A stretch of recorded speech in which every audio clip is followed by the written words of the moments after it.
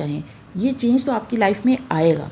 ये चेंज आपकी लाइफ के किसी भी एस्पेक्ट में हो सकता है, career, finances, personal life, love life, किसी भी एस्पेक्ट से हो सकता है। और पॉलिटिक्स की एनर्जी बता रही है कि कोई ना कोई आपको ना चीट करने की कोशिश कर रहा है, कोई आपको धोखा दे रहा है। बज़ाहिर तो वो आपका हमदर्द है, मगर वो असल में आपका नुकसान कर रहा है। किसी पर भी ब्लाइंड ट्रस्ट नहीं करना, आपको रेड फ्लैग है आप लोगों के लिए, इसलिए अलर्ट रहने की ज़रूरत है। तो देखें, मैं हमेशा कहती हूँ कि जब कोई चीज़ आपकी लाइफ में एंड होती है ना, तो उसकी जगह एक नई शुरुआत होती है। तो आप अपने रब के हवाले करें ख़ुद को।